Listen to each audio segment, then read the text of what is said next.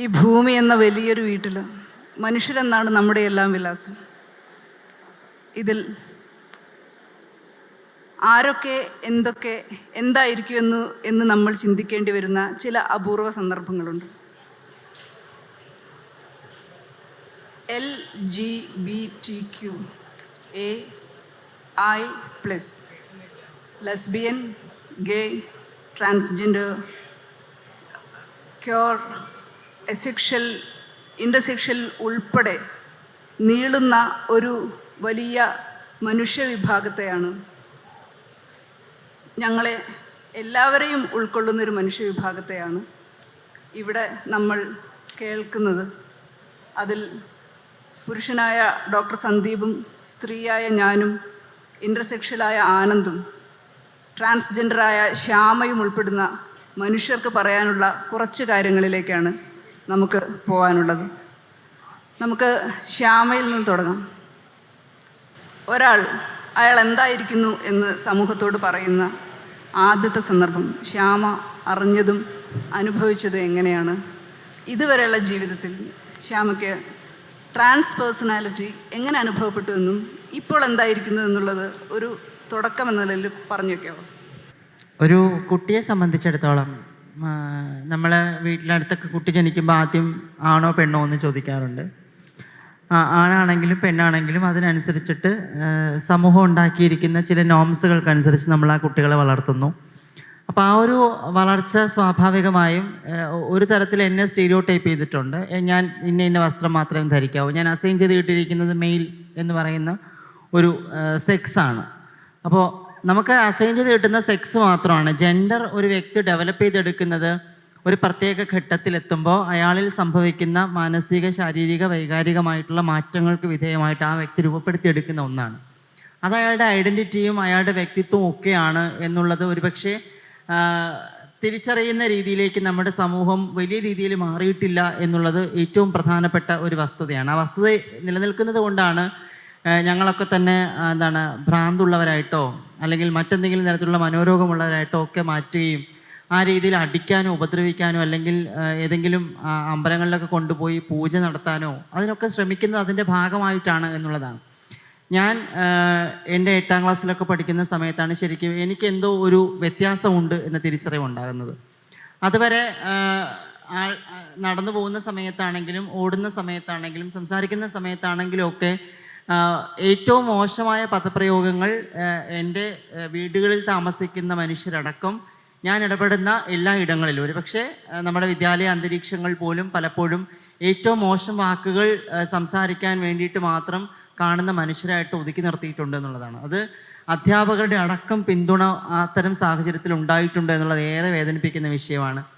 ഈ സമയത്ത് സംഭവിക്കുന്ന ഒരു മാനസിക സംഘർഷം, ഈ ഒരു മാറ്റം, അതിനെ ഏറ്റവും വലിയ സംഘർഷത്തോടു കൂടിയാണ് ഞങ്ങൾ ഓരോരുത്തരും നോക്കിക്കാണുന്നതെന്നുള്ളതാണ്. പുറമേ നിന്ന് നോക്കുന്ന മനുഷ്യൻ നിനക്ക് ആണായി നടന്നൂടെ അല്ലെങ്കിൽ നിനക്ക് പെണ്ണായി നടന്നൂടെ എന്നൊരു കുട്ടിയോട് ചോദിക്കുമ്പോൾ എനിക്ക് എന്തുകൊണ്ട് ഇങ്ങനെ സംഭവിക്കുന്നു എന്നുള്ളത് പോലും തിരിച്ചറിയാൻ സാധിക്കാത്ത വല്ലാത്തൊരു മാനസിക സംഘർഷത്തിൽ നിൽക്കുന്ന മനുഷ്യരുണ്ട്. ഞാനൊക്കെ വീട്ടിലെത്തിയതിന് ശേഷം പലപ്പോഴും കണ്ണാടിയിൽ നോക്കിയിട്ട് നിനക്ക് എന്താണ് പ്രശ്നം, നീ എന്തുകൊണ്ടാണ് ഇങ്ങനെ എന്ന് സ്വയം ചോദിച്ചിട്ടുണ്ട്. അത് എന്നോട് ഇപ്പോൾ ഇരുന്ന് പഠിക്കുന്ന ആൺകുട്ടികൾക്ക് സംഭവിക്കുന്നതായിട്ടുള്ള മാറ്റങ്ങളല്ല എന്നിൽ സംഭവിക്കുന്നത്.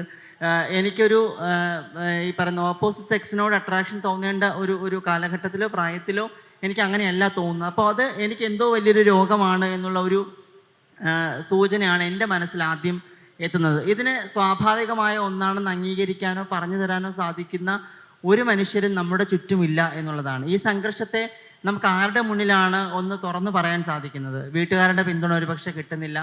സഹപാഠികളുടെ ഭാഗത്തു നിന്നുണ്ടാകുന്നത് ഏറ്റവും മോശമായ അനുഭവങ്ങളാണ്. ശരിക്കും ഞാനൊക്കെ പഠിക്കുന്ന സമയത്ത് മൂത്രം ഒഴിക്കാൻ 11 മണിക്ക് ഇൻ്റർവെൽ സമയത്ത് ബാത്റൂമിൽ കയറി പോകാൻ പറ്റാത്ത സാഹചര്യം തന്നെ ഉണ്ടായിരുന്നു. ഈ നടത്തം ഇങ്ങനെ ആയതുകൊണ്ടും ശരീരത്തിൽ രോമവളർച്ച ഇല്ലാത്തത് കൊണ്ടും ഒക്കെ തന്നെ ഇനി നിനക്ക് അവിടെ എന്താ ഉള്ളത് എന്ന് പോലും അറിയാനും പരിശോധിക്കാനും ശ്രമിച്ച കുറേ സുഹൃത്തുക്കൾ വിദ്യാഭ്യാസ കാലഘട്ടത്തിൽ എനിക്കുണ്ടായിട്ടുണ്ട് എന്നുള്ളതാണ്. സമാന രീതിയിലുള്ള ബുദ്ധിമുട്ടുകളിലൂടെ ആയിരിക്കാം ഒരുപാട് മനുഷ്യർ കടന്നു പോയിട്ടുള്ളത്. അതുകൊണ്ടാണ് വിദ്യാഭ്യാസപരമായിട്ടടക്കം ഏറ്റവും പിന്നോക്കം നിൽക്കുന്ന വിഭാഗം മനുഷ്യരായിട്ട് നമ്മുടെ ഈ സഹോദരങ്ങൾ മാറിയിട്ടുള്ളത് എന്നുള്ളത് ഏറ്റവും പ്രധാനമാണ്. അത് ഒരുപക്ഷെ നമ്മൾ തന്നെ ഉണ്ടാക്കി വെച്ചിട്ടുള്ള ചില വ്യവസ്ഥാപിതമായിട്ടുള്ള ചിന്താഗതികളുടെയും കാഴ്ചപ്പാടിൻ്റെയും കൂടെ പ്രശ്നമാണ് എന്നുള്ളതാണ്. ഒന്ന് സ്ത്രൈണത പ്രകടിപ്പിക്കുന്ന പുരുഷനാണെങ്കിൽ ആണും പെണ്ണും കെട്ടതാക്കുക, ചാന്തപൊട്ടുകളാക്കുക, ഒൻപതുകളാക്കുക. അപ്പോൾ അത് ഏറ്റവും മോശമായിട്ടുള്ള വാക്കാണെന്ന് മാത്രം നിരന്തരം സമൂഹത്തെ പറയുകയും കുട്ടികളെ അടക്കം അങ്ങനെ പറയാൻ പ്രേരിപ്പിക്കുകയും ചെയ്യുന്ന അന്തരീക്ഷം ഇന്നും നമ്മുടെ കുടുംബത്തിലും സമൂഹത്തിൻ്റെ പല മേഖലകളിലും നിലനിൽക്കുന്നുണ്ട് എന്നുള്ളതൊരു യാഥാർത്ഥ്യമാണ്. മറിച്ച് ഒരു പുരുഷനെ പോലെ പെരുമാറുന്ന സ്ത്രീയെ നമ്മൾ ചിലപ്പോഴെങ്കിലും ഒന്ന് പ്രൈസ് ചെയ്യാറുണ്ട്. അയാൾ വളരെ ബോൾഡാണ്, അല്ലെങ്കിൽ അയാൾ എന്ത് പ്രതിസന്ധിയും തരണം ചെയ്യാൻ കെൽപ്പുള്ള ആളാണ് എന്നവിടെ പറയുമ്പോൾ അവിടെ ആ ഗുണത്തെ അല്ലെങ്കിൽ ആ പുരുഷത്വത്തെ ഒരുപക്ഷെ നമ്മൾ പ്രൈസ് ചെയ്യുകയാണ്. മറിച്ച് ആ സ്ത്രീയെ അല്ല, ആ സ്ത്രീയെ പ്രകടിപ്പിക്കുന്ന ആ പുരുഷത്വത്തെ നമ്മൾ ഒന്ന് പ്രൈസ് ചെയ്ത് കൊടുക്കുന്നു. അപ്പോൾ ആ ഒരു മേധാവിത്വ സമൂഹത്തിൽ ഇപ്പോഴും പല മേഖലകളിലും പല രീതിയിലുള്ള അവകാശ ലംഘനങ്ങൾക്ക് ട്രാൻസ്ജെൻഡർ മനുഷ്യർ ഉൾപ്പെടുന്ന ലിംഗലൈംഗിക ന്യൂനപക്ഷ വിഭാഗങ്ങൾ വിധേയരാകുന്നുണ്ട് എന്നുള്ളതൊരു യാഥാർത്ഥ്യമാണ്. പക്ഷേ ഇങ്ങോട്ട് ഞാനൊക്കെ എൻ്റെ ഈ ചെറിയ പ്രായത്തിൽ തന്നെ അതിനെക്കുറിച്ച് മനസ്സിലാക്കിയെങ്കിലും അതിനൊരു ലീഗൽ റെക്കഗ്നിഷൻ ഒരുപക്ഷെ കിട്ടി വരുന്നത് 2014 ശേഷമുള്ള കാലയളവിലാണ്. ആ സമയത്ത് ഇത് കമൗട്ട് ചെയ്യുക എന്നുള്ളത് വളരെ ശ്രമകരമായൊരു ജോലി. കമൗട്ട് ചെയ്തു കഴിഞ്ഞാൽ എന്തൊക്കെ ബുദ്ധിമുട്ടുകൾ നേരിടേണ്ടി വരും എന്നതിനെപ്പറ്റി യാതൊരു ധാരണയും ഇല്ല. എന്ന് വെച്ചാൽ ചിലപ്പോൾ വീട്ടുകാർ പുറത്താക്കാം, അടിക്കാം, ഉപദ്രവിക്കാം, പല രീതിയിലുള്ള ബുദ്ധിമുട്ടുകൾ ഉണ്ടാകാം എന്നുള്ളതൊക്കെ മനസ്സിലാക്കിയിട്ടാണ് 2014 സുപ്രീം കോടതി ജഡ്ജിമെൻറ്റ് വരുന്നതിന് ശേഷം ഉണ്ടായ ചില കാലയളവിൽ നമ്മൾ കുറേ പേർ എൻ്റെ ഐഡൻറ്റിറ്റി ഇതാണ് എന്ന് പറയുകയും ആ രീതിയിൽ മുഖ്യധാരയിലേക്ക് സംസാരിക്കാൻ തുടങ്ങിയത്. ഇപ്പോൾ ആ സമയത്ത് ഞാൻ ഗവൺമെൻറ് കോളേജ് ഓഫ് ടീച്ചർ എഡ്യൂക്കേഷനിലെ MEd വിദ്യാർത്ഥിയാണ് എൻ്റെ കമൗട്ട് പീരീഡിൽ. അപ്പോൾ ആ സമയത്ത് പത്രത്തിലൊരു മാതൃഭൂമി തന്നെയാണ് ആ ന്യൂസ് കൊടുത്തത്. ആദ്യത്തെ എൻ്റെ ഒരു കമൗട്ട് സ്റ്റോറി കൊടുത്തത് മാതൃഭൂമിയാണ്. അപ്പോൾ ആ സ്റ്റോറി ഒരുപക്ഷെ ഒരു വലിയ വാർത്തയായി തന്നെ എല്ലാ പത്രങ്ങളിലും വരികയും വീട്ടിൽ നിന്ന് തന്നെ ബന്ധുക്കളടക്കം ഒരുപാട് പേര് വരികയും വലിയ രീതിയിലുള്ള ചർച്ചകളുണ്ടാകും, വീട്ടിൽ നിന്ന് പുറത്താക്കുകയും ചെയ്യുന്നൊരു സാഹചര്യം ആ സമയത്തുണ്ടായിരുന്നു. പിന്നെ രാത്രികളിൽ മാത്രം അമ്മയെ കാണാൻ വേണ്ടി വീട്ടിൽ പോകേണ്ട സാഹചര്യം ഉണ്ടായിട്ടുണ്ട്. അപ്പോൾ ഇത്തരത്തിലുള്ളൊരു വ്യക്തിയെ സംബന്ധിച്ചിടത്തോളം അയാൾ എങ്ങനെയാണെന്ന് അറിഞ്ഞു കഴിഞ്ഞാൽ വലിയ രീതിയിലുള്ള അപരാധമായിട്ട് അല്ലെങ്കിൽ ഏറ്റവും മോശമായ ഒരു ജീവിതമായിട്ട് കുടുംബം അടക്കം സമീപിക്കുകയും ആ രീതിയിൽ ഒറ്റപ്പെടുത്തുകയും മാറ്റി നിർത്തുകയും ചെയ്യുമ്പോൾ യാതൊരു പിന്തുണാ സംവിധാനങ്ങളും ഇല്ലാതെയാണ് ഇത്തരം മനുഷ്യർ സമൂഹത്തിൻ്റെ പിന്നാമ്പുറങ്ങളിലേക്ക് കിടക്കുന്നത് എന്നുള്ളതാണ്. അത് ഒരു പരിധിവരെ നമ്മൾ ഈ അനുഭവിക്കുന്ന മനുഷ്യർ നിരന്തരം സംസാരിക്കുന്നുണ്ട്. ഞങ്ങളുടെ ബുദ്ധിമുട്ടുകൾ ഇതാണ്. അതിനെ അതിജീവിക്കാൻ അത്തരം മനുഷ്യരെ പ്രാപ്തരാക്കി എടുക്കുന്നതിന് സമൂഹത്തിൽ വലിയ പങ്കുണ്ട് എന്നുള്ള കാര്യത്തിൽ യാതൊരു തർക്കവുമില്ല. കുടുംബത്തിന് വലിയ പങ്കുണ്ട്. അത് എങ്ങനെ നമുക്ക് മാറ്റിയെടുക്കാൻ പറ്റുമെന്ന് ചോദിച്ചാൽ ഏറ്റവും പ്രധാനം ഈ ജനിക്കുന്ന സമയത്ത് തന്നെ ചോദിക്കുന്ന ചോദ്യവും ഒഴിവാക്കി ആ കുട്ടിയെ അതായി തന്നെ വളരാൻ സാധിക്കുന്ന ഒരു അന്തരീക്ഷം നമ്മുടെ കുടുംബങ്ങളിൽ ഉണ്ടാക്കിയെടുക്കാൻ പറ്റുമ്പോഴാണ്. അത് അങ്ങനെ അല്ലാത്തതിനെ അസ്വാഭാവികതയുള്ളതായിട്ട് ഇപ്പം എനിക്കൊന്ന് ഡോക്ടർ പറയുമായിരിക്കാം, ഞങ്ങൾക്ക് അങ്ങനെ ഒരു മാനസിക രോഗമുള്ള മനുഷ്യരല്ല, പക്ഷേ മാനസിക രോഗമുള്ളവരായി തന്നെ ചിത്രീകരിക്കുന്നു, അതിനുവേണ്ടി ആശുപത്രികളിൽ ചികിത്സയ്ക്ക് കൊണ്ടുപോകുന്നു. ഇപ്പോഴും ഈ സമയത്തും അത്തരത്തിലുള്ള സാഹചര്യത്തിലൂടെ കടന്നു പോകുന്ന ഒരുപാട് മനുഷ്യരുണ്ട്. കാരണം ഞാൻ 2018 മുതൽ സംസ്ഥാന ട്രാൻസ്ജെൻഡർ സെല്ലിൻ്റെ പ്രൊജക്റ്റ് ഓഫീസറായി പ്രവർത്തിച്ചു വരികയാണ്. നമുക്ക് പല സംസ്ഥാനത്തിൻ്റെ പല മേഖലയിൽ നിന്നും ഇത്തരത്തിലുള്ള ഇൻറ്റിമേഷൻസ് വരാറുണ്ട്.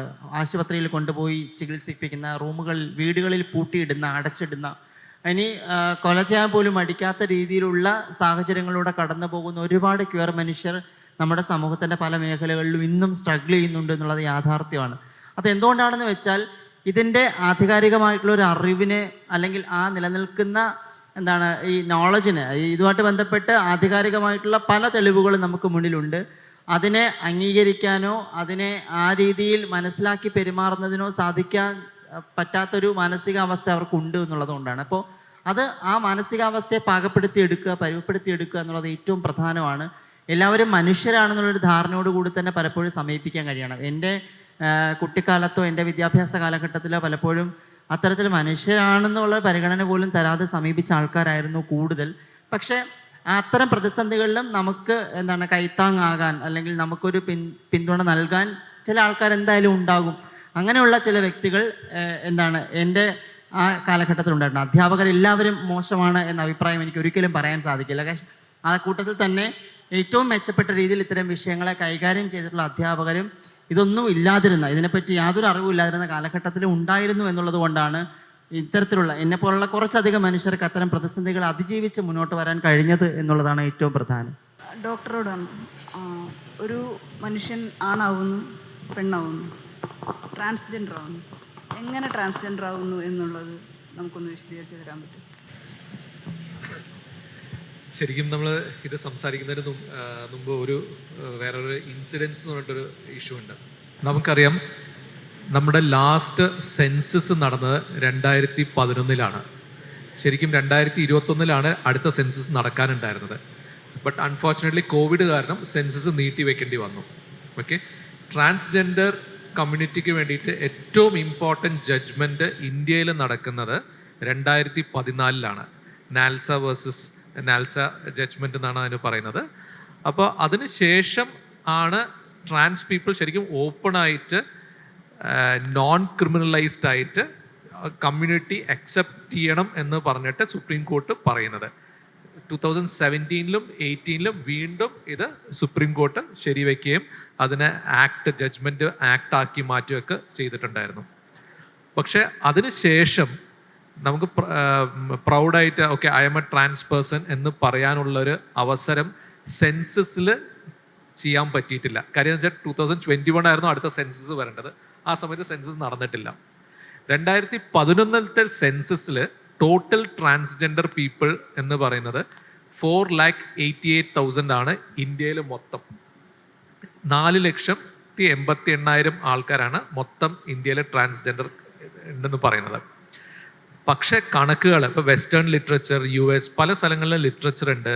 അവിടെയൊക്കെ ഇത് നോക്കുന്ന സമയത്ത് സെൻസസ് എടുക്കുന്ന സമയത്ത് അതിനകത്ത് 0.5 to 1.5% of the population is in the LGBTQ trans ആ ഒരു കാറ്റഗറിയിലുണ്ട്.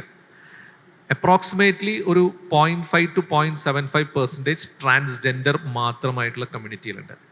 അത് നമ്മൾ ഇന്ത്യത്തെ ടോട്ടൽ പോപ്പുലേഷൻ വെച്ച് നോക്കുകയാണെങ്കിൽ നമുക്ക് മനസ്സിലാവും ഭാരതത്തിൽ അറ്റ്ലീസ്റ്റ് ഒരു 2-3 കോടി ട്രാൻസ് കമ്മ്യൂണിറ്റിയിലുള്ള ആൾക്കാരുണ്ട്. പല ആൾക്കാരും ഓപ്പണായി സംസാരിക്കുന്നുണ്ടാവും, ചില ആൾക്കാർ ഓപ്പൺ അല്ലാണ്ട് അത് മനസ്സിനകത്ത് വയ്ക്കുന്നതും, ചില ആൾക്കാർക്ക് റിവീൽ ചെയ്യാൻ താല്പര്യം ഉണ്ടാവും, ചില ആൾക്കാർ റിവീൽ ചെയ്യാൻ താല്പര്യം ഉണ്ടാവില്ല. പക്ഷെ ഇതാണ് നമ്മളുടെ ഒരു total population which are actually ഒരു ഡിസ്ക്രിമിനേറ്റഡ് പോപ്പുലേഷൻ എന്നുള്ള ആ നമ്പറാണ് ഞാൻ പറയുന്നത്. രണ്ടാമത് നമ്മൾ ആലോചിക്കുന്നത്, ഞാൻ സിമ്പിളായിട്ടൊരു ചോദ്യം ചോദിക്കണം. ഇപ്പം നമ്മുടെ ഒരു കുഞ്ഞ് ജനിക്കുന്നു. ഒരു കുഞ്ഞ് ജനിക്കുന്ന സമയത്ത് ആ കുഞ്ഞിന് ഒരു ഹൃദയത്തിൽ ഒരു ദ്വാരമുണ്ട്, ഒരു ഏട്രിയൽ സെപ്റ്റൽ ഡിഫക്റ്റ്, ഒരു വെൻട്രിക്കുലർ സെപ്റ്റൽ ഡിഫക്റ്റ്, അങ്ങനെ എന്തെങ്കിലും ഒരു ഡിഫക്റ്റ് ഉണ്ടെന്ന് വെച്ചാൽ നമ്മൾ അവരോട് എന്താണ് നമ്മൾ ചെയ്യുന്നത്? നമുക്ക് ആക്ച്വലി ഓയ്യോ അങ്ങനെ ഉണ്ടല്ലേ, നമുക്ക് ഇത് ചെയ്യണമല്ലോ, അപ്പോൾ ആരാ ചികിത്സിക്കുന്നത്, എന്താ ചെയ്യുന്നത്, നമുക്ക് അതിന് പെട്ടെന്ന് ട്രീറ്റ്മെൻറ്റ്, ഡോണ്ട് വറി എല്ലാം ശരിയാവും, ഇതൊക്കെ ഇതാവും ഒരു പോസിറ്റീവായിട്ട് ആ ആൾക്കാരെ നമ്മൾ അപ്രോച്ച് ചെയ്തിട്ട് നമ്മൾ അവരെ സപ്പോർട്ട് ചെയ്യാനാണ് ശ്രമിക്കാറുള്ളത്, അല്ലേ? വാസ്തവല്ലേ അത് ഞാൻ പറയുന്നത്? പക്ഷേ ട്രാൻസ് കമ്മ്യൂണിറ്റി, ഒരു ആള് ട്രാൻസ് ആവെന്ന് പറയുന്ന സമയത്ത് പൊതുജനം പലപ്പോഴും, എല്ലാ ആൾക്കാരും അല്ല, പലപ്പോഴും അറ്റ്ലീസ്റ്റ് മുമ്പ് അവർ വിചാരിക്കും ഇതൊരു ഷോ ആണ്, ഇതൊരു സൈക്കാട്രിക് പ്രോബ്ലം ആണ്. ഈ പേരൻസ് വരാറുണ്ട് നമ്മുടെ അടുത്ത്, ഡോക്ടറെ ഇവൻ ഇങ്ങനെയൊക്കെ പറയുന്നുണ്ട്, അവന് സൈക്കാട്രിക് പ്രോബ്ലമാണ്, ഒന്ന് കൗൺസിൽ ചെയ്ത് വിടണം, അല്ലെങ്കിൽ ഒന്ന് സൈക്കാട്രിസ്റ്റിൻ്റെ അടുത്ത് റെഫർ ചെയ്യണം എന്നൊക്കെ പറഞ്ഞ് പല ആൾക്കാരും വരലുണ്ടായിരുന്നു. ഇപ്പം അധികം ഇല്ല, ഇപ്പം അങ്ങനെ കാണാറില്ല, ലാസ്റ്റ് ഒരു 2-3 ഇയേഴ്സിന് അങ്ങനെ കാണാറില്ല. പക്ഷെ അതിന് മുമ്പ് റെഗുലറായിട്ട് അങ്ങനെ വരുമായിരുന്നു. അപ്പം നമ്മൾ ഇതിനകത്ത് ഒരു സൈക്കാട്രിക് എലിമെൻ്റ് ഉണ്ടോ? എന്തുകൊണ്ടാണ് ഈ ട്രാൻസ് ആയിട്ട് ഒരാൾ ആകുന്നത്? ഓക്കെ, നൗ എപ്പോഴാണ് ട്രാൻസ് ആയിട്ട് വരുന്നത്? ഇപ്പോൾ നമുക്ക് ക്ഷാമ എടുത്തോ വേറെ ആൾക്കാരുടെ ചോദിച്ചു വെച്ചാൽ അവർ പറയും ഓക്കെ എനിക്ക് ഓർമ്മ വെക്കുന്ന കാലം മുതൽക്ക് ഉണ്ടായിരുന്നു, അല്ലെങ്കിൽ എനിക്ക് 7ാം ക്ലാസ് 8ാം ക്ലാസ്, അതാണ് കോമൺലി ഇത് ചെയ്യുന്നത്. അല്ലെങ്കിൽ ഞാൻ പ്രായപൂർത്തി ആവുന്ന സമയത്ത് എനിക്ക് ആ ഫീലിങ്സ് വന്നു എന്നാണ് പറയാറുള്ളത്. അപ്പോൾ ഇതിനകത്ത് എത്രമാത്രം വാസ്തവമുണ്ട്, സയൻറ്റിഫിക് എന്താണ് ഡാറ്റയുണ്ട്, അതാണ് ബേസിക്കലി റെജി എൻ്റെ അടുത്ത് ചോദിച്ചിട്ടുണ്ടായിരുന്നത്. അപ്പോൾ ഇതിനകത്ത് ഒരു ഇമ്പോർട്ടൻറ്റ് ഫൈൻഡിങ് ഉണ്ട്. It is now coming out. ജേർണൽസിൽ വന്നിട്ടുണ്ട്, എത്രമാത്രം മീഡിയയിൽ വന്നിട്ടുണ്ടെന്ന് എനിക്കറിയില്ല, ബട്ട് ജേർണൽസിൽ വന്നിട്ടുള്ള കാര്യമാണത്. അതായത് ഒരു സിസ് മെയിൽ, ഓക്കെ, ഒരു സിസ് മെയിലിൻ്റെ ബ്രെയിനിൽ, എല്ലാ ആൾക്കാരുടെ ബ്രെയിനിൽ ഹൈപ്പോതലാമസ് എന്ന് പറഞ്ഞിട്ടൊരു സ്ഥലമുണ്ട്. ഹൈപ്പോതലാമസിൽ അതിൻ്റെ ചെറിയ ഭാഗങ്ങളുണ്ട്. ആ ഒരു ഭാഗത്തിൽ അതിൻ്റെ ഒരു സൈസ് ഓഫ് ദറ്റ് ന്യൂക്ലിയസ്, ഒരു ന്യൂക്ലിയസ് ആണ് ബേസിക്കലി അതിന് പറയുന്നത്. ആ ന്യൂക്ലിയസിൻ്റെ സൈസും അതിൻ്റെ സൊമാറ്റോസ്റ്റാറ്റിൻ റിസപ്റ്റേഴ്സും കാര്യങ്ങളൊക്കെ ഉണ്ട്. ഇത് ഒരു സിസ് മെയിലിനും ഒരു ട്രാൻസ് മാനിനും ഒരേ മാതിരിയാണ്. ഓക്കെ, ബയോളജിക്കലായിട്ട് ഒരു ട്രാൻസ് വുമൺ ബയോളജിക്കലായിട്ട് ഒരു ആണും പക്ഷെ ഒരു ട്രാൻസ് വുമണ്ണും അപ്പോൾ നമ്മൾ വിചാരിക്കും സെയിം ആവണ്ടേ, പക്ഷെ സെയിം അല്ല. അപ്പോൾ what does that show? That goes to show that the problem is not happening at 2 years, 7 years, 15 years. ഇത് ശരിക്കും പറഞ്ഞാൽ നമ്മൾ ജനിക്കുന്ന സമയത്തെ ഉള്ള കാര്യമാണ്. ഓക്കെ, അപ്പോൾ പക്ഷേ ഇതിനപ്പോൾ നമുക്ക് എന്ത് ചെയ്യാൻ പറ്റും? നമുക്ക് അതിനെന്തെങ്കിലും ചെയ്യാൻ പറ്റും? നമുക്ക് ആ ഒരു ഏറ്റവും ഇമ്പോർട്ടൻ്റ് എന്ന് പറയുന്നത് ചോദിച്ചാൽ നമ്മൾ കാണുന്ന സാധനമല്ല ഇമ്പോർട്ടൻ്റ് എന്ന് വെച്ചാൽ ആളുടെ മനസ്സിൽ, ആ പെർട്ടിക്കുലർ ആളുടെ വ്യക്തിയുടെ മനസ്സിൽ ഞാൻ ഇന്നതാണ്, ഞാൻ എന്ന് പറയുന്ന ആ ഒരു ഫീലിംഗ് ആണ് ഏറ്റവും ഇമ്പോർട്ടൻ്റ്. ആ ഫീലിംഗിൻ്റെ ഉറവിടം ഇവിടെയാണ് എന്നാണ് വിചാരിക്കുന്നത്. അപ്പം ഒരു ഫിസിക്കലായിട്ട് ഒരു സംഗതി ബ്രെയിനിനകത്തുണ്ട്. അതിനെ നമുക്ക് പ്രത്യേകിച്ച് ചെയ്യാൻ പറ്റില്ല. നമുക്ക് ചെയ്യാൻ പറ്റുന്നത് ഫിസിക്കലായിട്ട് ജെൻഡർ എഫർമേഷനാണ് നമുക്ക് ചെയ്യാൻ പറ്റുന്നത്. അപ്പം രുചി പറഞ്ഞതിനകത്ത് ഇത് ശരിക്കും പറഞ്ഞാൽ ജനിക്കുന്ന സമയത്തും ഉണ്ട്, അല്ലാണ്ട് അത് വരുന്ന ഒരു സാധനം അല്ല, ഒരു സൈക്കാട്രിക് പ്രോബ്ലം അങ്ങനെ ഒന്നും അല്ല. ആനന്ദ്, LGBTQ എന്ന് നമ്മൾ പൊതുവായി പറയുന്നതിനും അപ്പുറം ഇൻ്റർസെക്സ് എന്നുള്ളത് കുറച്ചുകൂടെ അഡ്രസ്സ് ചെയ്യാൻ തുടങ്ങിയിട്ടേ ഉള്ളൂ. ആനന്ദ് ഒരു പക്ഷേ ജീവിതത്തിൻ്റെ തുടക്കം മുതൽ അത് അറിയുകയും അനുഭവിക്കുകയും ചെയ്യുന്നുണ്ട്. എന്താണ് ഇൻ്റർസെക്സിനെ കുറിച്ച് ആനന്ദിന് പറയാൻ പറ്റുന്ന ആധികാരികമായിട്ട്? നമുക്ക് ആർക്കും പറയാൻ പറ്റില്ല. ഇൻ്റർസെക്സ് എന്ന് പറയുമ്പോൾ പല ആളുകൾക്കും കൺഫ്യൂഷനാണ്. ഇൻ്റർസെക്ഷനാലിറ്റി എന്ന് പറഞ്ഞൊരു വേർഡും ഇൻ്റർസെക്സ് എന്നുള്ള വേർഡും പലപ്പോഴും ആളുകൾക്ക് കൺഫ്യൂഷൻ ഉണ്ടാക്കുന്ന ഒരു വേർഡാണ്. ഇൻ്റർസെക്സിന് മലയാളത്തിൽ ഞാൻ ഉപയോഗിക്കുന്നത് മിശ്രലിംഗം എന്നുള്ളൊരു വാക്കാണ്. ആളുകൾക്ക് പെട്ടെന്ന് മനസ്സിലാകാൻ ആ ഒരു വാക്ക് ഞാൻ ഉപയോഗിച്ച് വരുന്നുണ്ട്. കാരണം 2018 ഭിന്നലിംഗം എന്നുള്ള വാക്ക് കേരള ഗവൺമെൻറ് നിരോധിച്ചു. മാധ്യമങ്ങളിൽ ഉപയോഗിക്കാൻ പാടില്ല എന്ന് പറഞ്ഞിട്ട് ഭിന്നലിംഗം എന്നുള്ളൊരു വാക്ക് നിയമപരമായി ഗവൺമെൻറ് നിരോധിച്ചു. അപ്പോൾ ആ ഭിന്നലിംഗം എന്നുള്ളൊരു വാക്ക് നിയമപരമായി നിരോധിക്കുന്ന സമയത്ത് യഥാർത്ഥത്തിൽ ഭിന്നമായ ലിംഗാവസ്ഥയിൽ ജനിക്കുന്ന ആളുകൾ ഇൻവിസിബിളായി പോവുകയാണ് ചെയ്തത്. അപ്പോൾ ഭിന്നലിംഗം എന്ന് പറയുമ്പോൾ നമ്മൾ ഓർക്കും ഒരാളെയും ഭിന്നമായ ലിംഗമായിട്ട് നമുക്ക് കാണാൻ കഴിയില്ല എന്ന്. 90s ഒക്കെ ഒരു തുടക്കത്തിലാണ് ഭിന്നലിംഗം എന്നുള്ളൊരു വാക്ക് ഉപയോഗിക്കുന്നത്. കാരണം ഈ ആണിൽ നിന്നും പെണ്ണിൽ നിന്നും വ്യത്യസ്തമായ ലിംഗാവസ്ഥയിൽ ജനിക്കുന്ന ഒരാളിനെ ഭിന്നലിംഗം എന്നാണ് ഡോക്ടേഴ്സ് ഉപയോഗിച്ചിരുന്നത്. ആ ഒരു വാക്കാണ് ഈ ആളുകളെ റെപ്രസെൻ്റ് ചെയ്യാനായിട്ട് ഉപയോഗിച്ചുകൊണ്ടിരുന്നത്. അപ്പോൾ ആണിൽ നിന്നും പെണ്ണിൽ നിന്നും വ്യത്യസ്തമായ ലിംഗാവസ്ഥയിൽ ആളുകൾ ജനിക്കുന്നു. അപ്പോൾ നമ്മൾക്കത് ഇമാജിൻ ചെയ്യാൻ കഴിയാത്തൊരു സംഗതിയാണ് പലപ്പോഴും. ഓക്കെ, ആണിൽ നിന്നും പെണ്ണിൽ നിന്നും ഭിന്നമായ ഒരു ലിംഗം എങ്ങനെ ഇരിക്കും എന്ന് ആളുകൾ ചോദിക്കുമ്പം പലതരത്തിലുള്ള ഭയങ്കര വിയേർഡായിട്ടുള്ള ഇമാജിനേഷൻസ് ആണ് ആളുകൾക്ക് ഉണ്ടാവുന്നത്.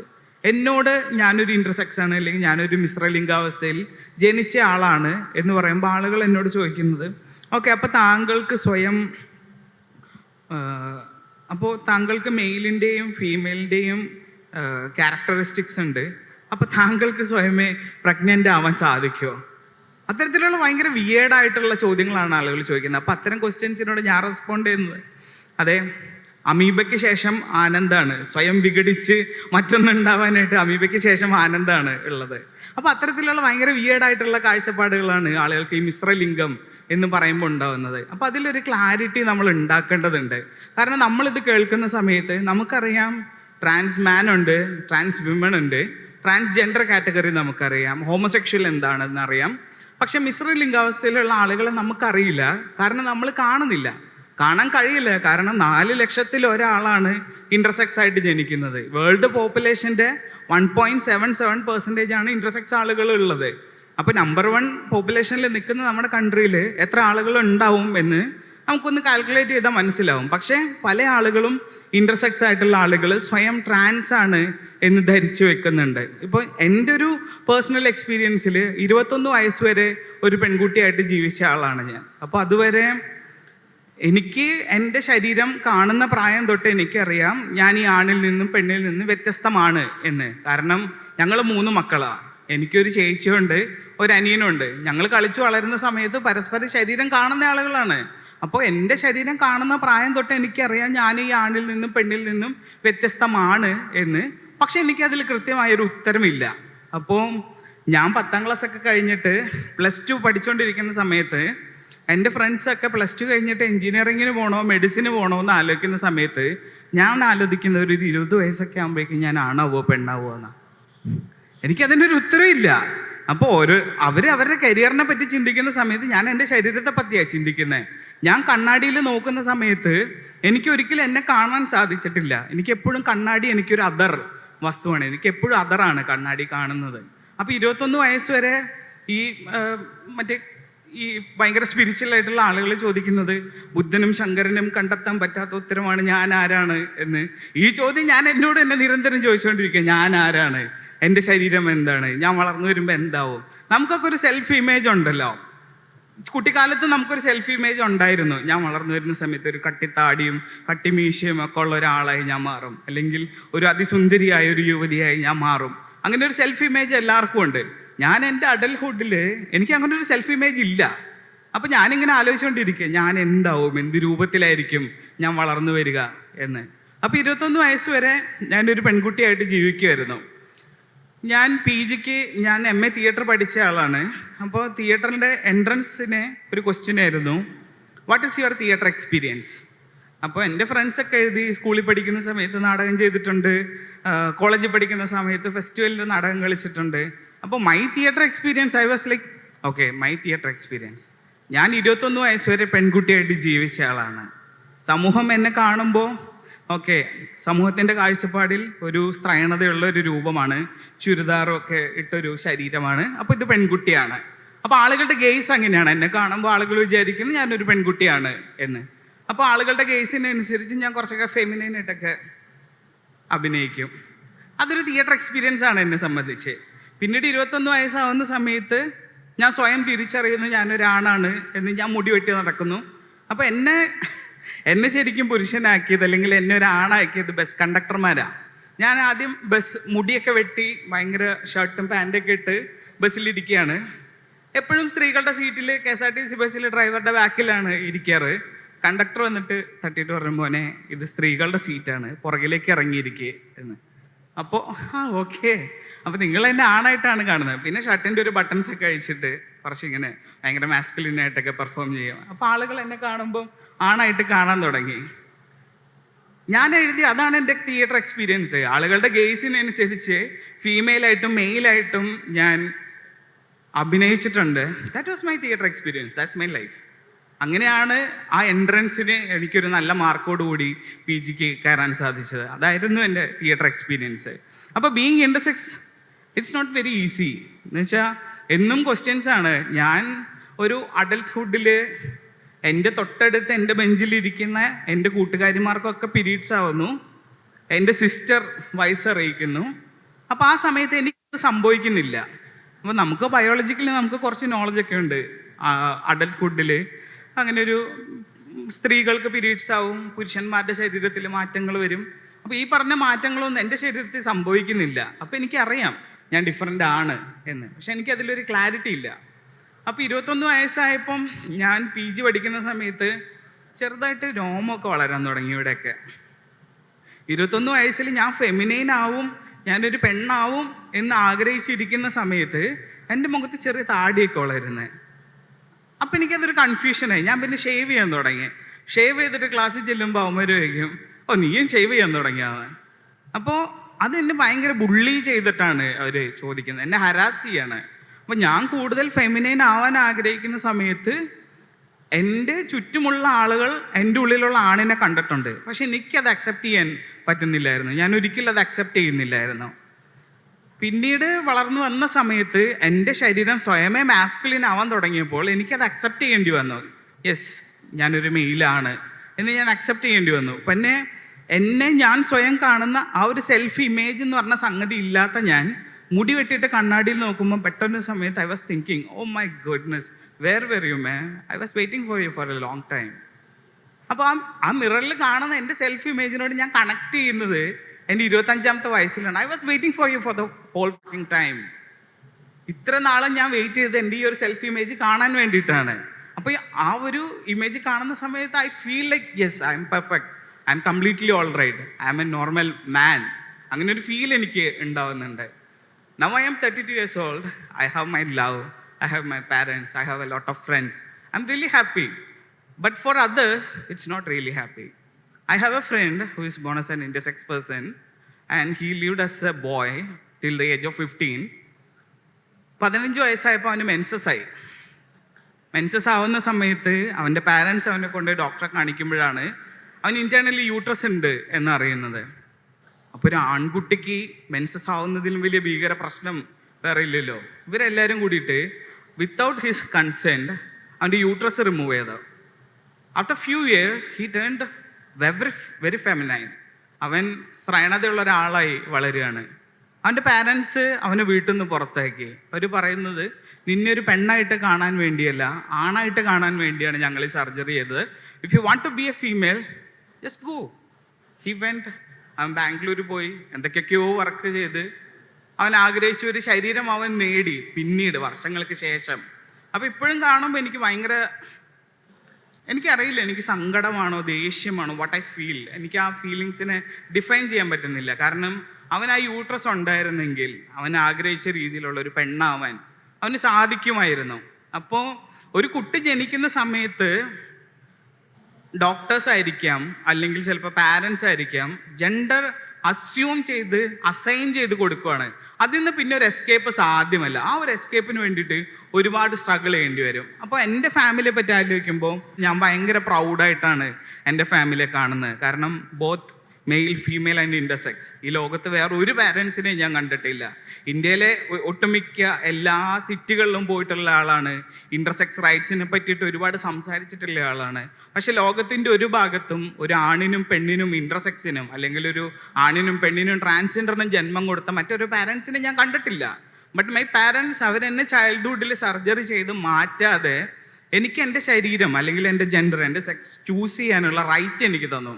ആ ഒരു പാരൻസിനോട് ഞാൻ എല്ലാ കാലത്തും കടപ്പെട്ടിരിക്കുകയാണ്. എന്ന് വെച്ചാൽ ഇതുപോലെ ഒരു ഫ്രീഡം ഓഫ് ചോയ്സ് അത് എനിക്ക് തന്നത് എൻ്റെ പാരൻസ് മാത്രമാണ്. ഞാൻ ജനിക്കുന്ന സമയത്ത് ഒരുപാട് ഡോക്ടേഴ്സ് പറഞ്ഞു ഇതൊരു പെൺകുട്ടിയാണ്, സർജറി ചെയ്താൽ മാറാവുന്ന അസുഖമുള്ള ഒരു കുട്ടിയാണ് എന്ന് പറഞ്ഞു. അപ്പോൾ അതിൽ ഒരു ഡോക്ടർ മാത്രം പറഞ്ഞു ഈ കുട്ടി ഇപ്പം സർജറി ഒന്നും ചെയ്യണ്ട, വളർന്നു വരുന്ന സമയത്ത് ശരീരം എന്താകും എന്ന് നോക്കിയിട്ട് മാത്രം സർജറി ചെയ്താൽ മതി എന്ന്. അപ്പോൾ ആ ഒരു ചോയ്സ് കിട്ടാത്ത ഒരുപാട് ഇൻ്റർസെക്സ് ആളുകളുണ്ട്. ജനിക്കുന്ന സമയത്ത് തന്നെ മിശ്രലിംഗാവസ്ഥയിലാണെങ്കിൽ ആ ഔട്ടർ ജെനിറ്റൽ പാർട്ട് നോക്കിയിട്ട് ഏതിനോടാണോ സാമ്യം കൂടുതൽ അതിലേക്ക് ആളുകളെ സർജറി ചെയ്ത് മാറ്റിയിട്ടുണ്ട്. പിന്നീട് വളർന്നു വന്ന സമയത്ത് ഓപ്പോസിറ്റ് സെക്സിലേക്ക് അല്ലെങ്കിൽ ഓപ്പോസിറ്റ് ജെൻഡറിലേക്ക് മാറിയിട്ടുള്ള ഇൻ്റർസെക്സ് ആളുകളെ ഞാൻ നേരിട്ട് കണ്ടിട്ടുണ്ട്. അപ്പോൾ ഇൻ്റർസെക്സ് ആളുകൾക്ക് അങ്ങനെ ഒരു ചോയ്സ് ഇല്ല. ജനിക്കുന്ന സമയത്ത് എങ്ങനെയാണോ കാണുന്നത് ആ ഒരു അവസ്ഥയിലേക്ക് സർജറി ചെയ്ത് മാറ്റുക. ഇനി ജനിക്കുന്ന സമയത്ത് അബോർഷൻ ചെയ്തു പോകപ്പെട്ടു എന്ന് ഒരുപാട് ആളുകളുണ്ട്. ജീവിച്ചിരിക്കാനുള്ള അവകാശമാണല്ലോ ഏറ്റവും ബേസിക് ആയിട്ടുള്ള മനുഷ്യാവകാശം എന്ന് പറയുന്നത്. എല്ലാ മാസവും ഒരു സ്ത്രീ പ്രഗ്നൻ്റ് ആയി കഴിയുമ്പോൾ എല്ലാ മാസവും സ്കാനിങ് നടക്കുന്നുണ്ട്. ഈ സ്കാനിങ്ങിൽ ഈ കുട്ടിക്ക് അബ്നോർമൽ എന്നാണ് പറയുന്നത്, അബ്നോർമൽ സെക്സ് ക്യാരക്ടറിസ്റ്റിക് ആണ് എന്ന് പറഞ്ഞിട്ട്, അതൊരു ഡിസബിലിറ്റി ആണ് എന്ന് പറഞ്ഞിട്ട് നിരവധി അബോർഷൻസ് ഇവിടെ നടക്കുന്നുണ്ട്. അത്തരം അബോർഷനുകളൊന്നും നിയമം മൂലം നിരോധിച്ചിട്ടില്ല. ഇൻ്റർസെക്സ് ആളുകൾ ഇപ്പോഴും മരിച്ചുകൊണ്ടിരിക്കുകയാണ്. ഞാൻ വിചാരിക്കുന്നത് ആസ് ആൻ എഡ്യൂക്കേറ്റഡ് പേഴ്സൺ, ഞാനൊരു വിദ്യാഭ്യാസമുള്ള ഒരാളായതുകൊണ്ട് ഡോക്ടർ BR അംബേദ്കറും മഹാത്മാ അയ്യങ്കാളിയും എന്നെ അതാണ് പഠിപ്പിച്ചത്. നിനക്ക് വിദ്യാഭ്യാസം കിട്ടിയിട്ടുണ്ടെങ്കിൽ pay back to the society. So I'm paying back. Like as an educated person it's my responsibility to talk about intersex people, to talk about intersex rights. അതായത് ഒരുപാട് ഇൻ്റർസെക്സ് ആളുകൾ ഇനിയും ജനിക്കാനിരിക്കുന്നുണ്ട്. എൻ്റെ അതേ പ്രായത്തിൽ അല്ലെങ്കിൽ ഒരു ഇൻ്റർസെക്സ് ആയി ജനിച്ച് സ്വയം എന്താണെന്ന് അറിയാതെ ജീവിക്കുന്ന ഒരുപാട് ആളുകളുണ്ട്. ഇനിയും ഒരുപാട് ഇൻ്റർസെക്സ് ആളുകൾ ജനിക്കാനുണ്ട്. അവർക്കൊക്കെ വേണ്ടി സംസാരിക്കേണ്ടത് എൻ്റെ കടമയാണ് എന്ന് കരുതിയിട്ടാണ് ഞാൻ എൻ്റെ ഒരു ദീർഘകാലം ജീവിതത്തിൻ്റെ തന്നെ ഒരു ഭാഗം ഇൻ്റർസെക്സ് ഹ്യൂമൻ റൈറ്റ്സിന് വേണ്ടിയിട്ട് മാറ്റിവെച്ചിട്ടുള്ളത്. അപ്പം നിങ്ങൾ കേൾക്കുന്ന നിങ്ങളോട് എനിക്ക് പറയാനുള്ളത്, ഒരു പക്ഷേ നിങ്ങളുടെ ജീവിതത്തിൽ ഒരിക്കൽ നിങ്ങൾ ഒരാളെ കണ്ടിട്ടുണ്ടാവും. ഇപ്പം എൻ്റെ സെക്സ് ഐഡൻറ്റിറ്റി ഇൻ്റർസെക്സ് ആണെന്ന് ഞാൻ പറയാതെ ആർക്കും അറിയില്ല. പക്ഷെ ഇങ്ങനെ എല്ലാ ഗ്രാമങ്ങളിലും ഇതുപോലെ ജനിച്ച ഒരാളുണ്ട് എന്ന് ഒരുപാട് കഥകൾ ഞാൻ പറഞ്ഞു കേട്ടിട്ടുണ്ട്. ഞാൻ എവിടെ പോയി സംസാരിക്കുമ്പോഴും വേദിയിൽ നിന്ന് ഒരാൾ വന്നിട്ട് എന്നോട് പറയും, മോനെ നിന്നെപ്പോലെ ഒരാൾ എൻ്റെ നാട്ടിലുണ്ടായിരുന്നു എന്ന്. എനിക്കങ്ങനെ എല്ലാ സ്ഥലങ്ങളിലേക്കും കൈ എത്തിപ്പിടിച്ച് ഇൻ്റർസെക്സ് ആളുകൾക്ക് ഒരു ഹെൽപ്പിംഗ് ഹാൻഡ് ആയിട്ടോ അല്ലെങ്കിൽ അവർക്ക് കരയാനുള്ള ഒരു ഷോൾഡർ ആയിട്ടോ എനിക്ക് നിൽക്കാൻ കഴിയില്ല. ആ ഷോൾഡർ കൊടുക്കാനുള്ള ഉത്തരവാദിത്തം നിങ്ങൾക്ക് കൂടി ഉണ്ട്. ആ ഉത്തരവാദിത്തം ഞാൻ നേരത്തെ പറഞ്ഞ ആസ് ആൻ എഡ്യൂക്കേറ്റഡ് പേഴ്സൺ, ഒരു റെസ്പോൺസിബിൾ സിറ്റിസൺ എന്നുള്ള നിലയിൽ കൂടെയുള്ള ഇൻ്റർസെക്സ് ആളുകളുടെ കൈ പിടിക്കാനുള്ള റെസ്പോൺസിബിലിറ്റി നിങ്ങൾ ഓരോരുത്തരും ഏറ്റെടുക്കണം എന്നാണ് എനിക്ക് പറയാനുള്ളത്. Thank you. ശ്യാമ, ആനന്ദ് പറഞ്ഞു നിർത്തിയ ഒരു കാര്യമാണ് എനിക്ക് ചോദിക്കാനുള്ളത്. അതായത് ബന്ധങ്ങൾ. ഇപ്പോൾ ജീവിതത്തിൽ നമ്മൾ ഇൻ്റർസെക്സ് ആണോ അല്ലെങ്കിൽ LGBT ആണോ എന്നുള്ളതൊരു പ്രധാന വിഷയമായി വരുന്നത് നമ്മുടെ കൂട്ട് ആരാണ് എന്ന് നമ്മൾ ചിന്തിക്കുന്നിടത്ത്, അത് സൗഹൃദമാവാം, പ്രണയമാവാം, കുടുംബ ബന്ധങ്ങളാവാം, ഇവിടെയൊക്കെ ഈ കൂട്ട് എന്നൊരു കാര്യം മനുഷ്യനെ സംബന്ധിച്ചോളം വളരെ പ്രധാനപ്പെട്ട ഒന്നാണല്ലോ. അത് എങ്ങനെയാണ്? ഇപ്പം നമ്മുടെ കൂടെയുള്ള ഒരാളെ നമ്മൾ അവൻ എന്ന് വിളിക്കും, അവൾ എന്ന് പറയും. എങ്ങനെയാണ് ഇത്തരം ബന്ധങ്ങളിൽ സംബോധന ചെയ്യപ്പെടുന്നത് ഉൾപ്പെടെ ഈ ബന്ധങ്ങളൊക്കെ എങ്ങനെയാണ് നിങ്ങളുടെ ജീവിതത്തിനെ സ്വാധീനിക്കാറുള്ളത്? അല്ലേ, ഞങ്ങളെ സംബന്ധിച്ചിടത്തോളം ഈ ബ്ലഡ് റിലേഷൻഷിപ്പ് അങ്ങനെ നമ്മൾ അതിന് ഭയങ്കര ഇമ്പോർട്ടൻസ് കൊടുക്കുന്ന ഒരുപാട് മനുഷ്യരുണ്ടാവും അല്ലേ. രക്തബന്ധം എന്നുള്ള രീതിയിൽ സഹോദരൻ അങ്ങനത്തെ ഒരു പരിഗണന കൊടുക്കുന്ന കുടുംബങ്ങളൊക്കെ ഒരുപാടുണ്ടാവും. പക്ഷെ ഞങ്ങളെ സംബന്ധിച്ച് ഞങ്ങളിൽപ്പെട്ട പ്രത്യേകിച്ച് ട്രാൻസ് വിമൻ വിഭാഗത്തിൽപ്പെട്ട ഭൂരിഭാഗം പേരും സ്വന്തം വീടുകളിൽ നിന്നൊക്കെ പുറത്താക്കപ്പെട്ട മനുഷ്യരാണ്. നമ്മൾ കേരളത്തിൽ അത്തരം വ്യക്തികളെ പറ്റി സംസാരിക്കുന്ന സമയത്ത് കൂടുതൽ ആൾക്കാർ ഒരുപക്ഷെ പറയാറുള്ളത് നോർത്ത് ഇന്ത്യയിലേക്കൊക്കെ പോകുന്ന സമയത്ത് ട്രെയിനിലൊക്കെ ഇങ്ങനെ കയറുന്ന ആൾക്കാരെ പറ്റി. അവിടെ താമസിക്കുന്ന ഒരുപാട് പേർ ശരിക്കും മലയാളികളാണ്. ഇവിടെ നിൽക്കാൻ സാധിക്കാതെ പോയത് കൊണ്ട് അന്യ സംസ്ഥാനത്തേക്കൊക്കെ പോയി ജീവിക്കേണ്ട സാഹചര്യം വന്ന മനുഷ്യരാണ്. അപ്പം അവിടെയൊക്കെ പോയി കഴിയുന്ന സമയത്ത് അവിടെ ഒരു ഫാമിലി അവർ കൺസ്ട്രക്ട് ചെയ്യുന്നുണ്ട് ശരിക്കും പറഞ്ഞാൽ. ഇപ്പം ഇവിടെ ഇപ്പോൾ നമ്മുടെ ഇപ്പം നമ്മളൊക്കെ വളരെ അടുത്ത് ഇപ്പോൾ ആനന്ദോട് സംസാരിച്ച് പറഞ്ഞ ഫാമിലി അക്സെപ്റ്റ് ചെയ്തിട്ടുണ്ട്. ഫാമിലി ആ രീതിയിൽ സംസാരിക്കുമ്പോൾ വളരെ കുറച്ച് പേരെ മാത്രമാണ് ഫാമിലി ആ രീതിയിൽ അക്സെപ്റ്റ് ചെയ്തിട്ടുള്ളത്. നമുക്ക് വീടുകളിൽ പോകാൻ പറ്റുന്ന ആൾക്കാരൊക്കെ വളരെ ചുരുക്കം പേരാണ്. പക്ഷേ എന്താണ് ഏറ്റവും അധികം വിദ്യാസമ്പന്നരായിട്ടുള്ള അല്ലെങ്കിൽ മെച്ചപ്പെട്ട സാമ്പത്തിക ഭദ്രതയുള്ള വളരെ ഓർത്തഡോക്സ് ആയിട്ടുള്ള ഫാമിലിയൊക്കെ ആണെങ്കിൽ ഇതൊരിക്കലും അക്സെപ്റ്റ് ചെയ്യില്ല എന്നുള്ളതാണ് നമുക്ക് മുന്നിലുള്ള എക്സ്പീരിയൻസ് എന്ന് പറയുന്നത്. അങ്ങനെ അല്ലാത്ത ആൾക്കാർ ഒരുപക്ഷെ ഇപ്പം എൻ്റെയൊക്കെ ഫാമിലി എന്നെ അക്സെപ്റ്റ് ചെയ്തിട്ടുണ്ട്, വളരെ വൈകിട്ടാണെങ്കിലും എന്നെ അക്സെപ്റ്റ് ചെയ്തിട്ടുണ്ടെന്ന് പറയുന്നത് നമ്മളൊന്ന് അത്രയും ആ രീതിയിൽ സമൂഹം എങ്ങനെയാണെന്നുള്ള രീതിയിൽ ഭയങ്കര കോൺഷ്യസ് ആയിട്ട് അവരങ്ങനെ ചിന്തിക്കൂ ഇങ്ങനെ പറയുമെന്ന് ഒരുപാട് അങ്ങ് ചിന്തിക്കാത്ത ആൾക്കാരാണ്. പക്ഷേ ആ സാഹചര്യത്തിലൂടെ കടന്നുപോയ സമയത്ത് വീട്ടിൽ നിന്ന് മാറി നിൽക്കേണ്ടി വന്നിരുന്നു എന്ന് പറയുന്നത് ഇത്തരം മനുഷ്യരൊക്കെ തന്നെ അപമാനമായിട്ടും ഒക്കെ കണ്ടുകൊണ്ടിരിക്കുന്നത്. പിന്നെ ഡോക്ടറും പറഞ്ഞുകൂടെ ഇപ്പം ഒരിക്കലും പാരമ്പര്യമായിട്ട് കിട്ടുന്ന അസുഖമൊന്നും അല്ലല്ലോ ഇത്. ശരിക്കും ഇത് ആ ഫാമിലിയിൽ നിന്ന് ഒരാൾ കല്യാണം കഴിക്കാൻ വന്നാൽ ഇനി അടുത്ത ജനറേഷനിൽ അവർക്ക് കുട്ടി ഉണ്ടാകുമ്പോൾ ഇതുപോലെ ആയി പോകും എന്നൊക്കെ ചിന്തിക്കുന്ന മണ്ടൻ ചിന്തകൾ ഒരുപാടുണ്ട് എന്നുള്ളതാണ്.